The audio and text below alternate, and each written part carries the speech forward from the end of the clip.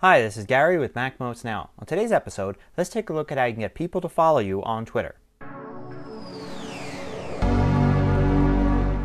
So if you're interested in building an audience on Twitter, there's several things you can do to get more followers. Here's some information from a post I wrote for the new Guide to Twitter section at MacMost.com. So the first thing you want to do is go into your settings and look at your account settings. Make sure you're using your real name as a name there, even if your Twitter name is an alias. This way people can find you if they're looking specifically for you. Then check your one-line bio. Make sure it's descriptive. Make sure it includes keywords that describe the type of things that you'll be tweeting about and who you are and what you do. Also look at your More Info URL. It should link to your homepage or blog. If you don't have a homepage or blog, then go and create a simple homepage at some web service so that you can put biographical information there so people can look and find out if you're worth following. Then when you're done that, also look at your profile picture.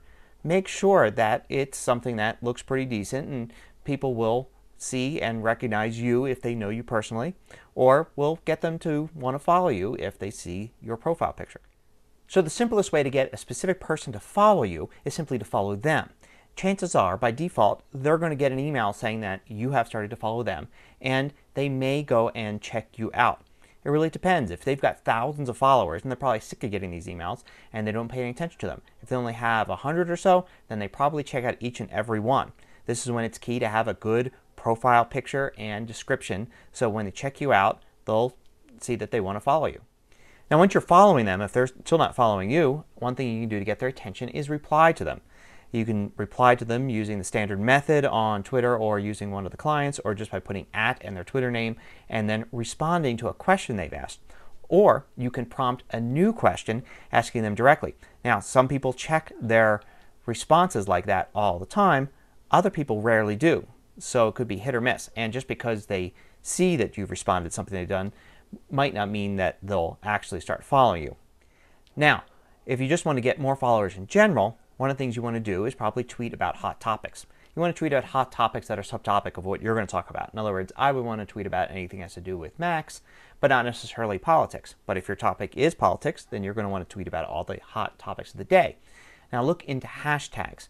Hashtags are the little things that start with the pound or number sign in front of them, and you can actually follow them using the trends feature with a lot of Twitter clients or at the Twitter site to see what trends people are following. These are things not only that people are tweeting about and including the hashtag in there, but people are also looking at these hashtags to see what other people are saying, people they're not even following. So if you start participating in a communication about one of these topics, you may start to get followers who are following the topic, but not necessarily you.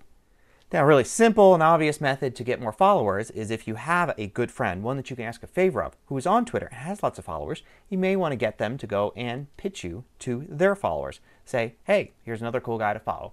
And you could do that on Follow Friday if you want, which has become a bit of a tradition. Now, here's a really obvious one, but it's amazing how many times people don't do it. You got to get your Twitter ID out there. If you've got a blog or homepage, or you regularly post comments or posts at other blog sites, well, you've got to include your Twitter ID. You've got to include it in profiles, you've got to include it in posts, you've got to include it on your website. It's amazing how many people have actual decent Twitter following, but you go to their homepage and there's no mention of their Twitter ID. Now with all these suggestions, the important thing to remember is you should be focusing on quality, not quantity. It's not that hard actually to get 10 or 100,000 followers if you really just throw a lot of these techniques out there. But most of these people are not even going to be paying attention to what you're saying and may not even be interested.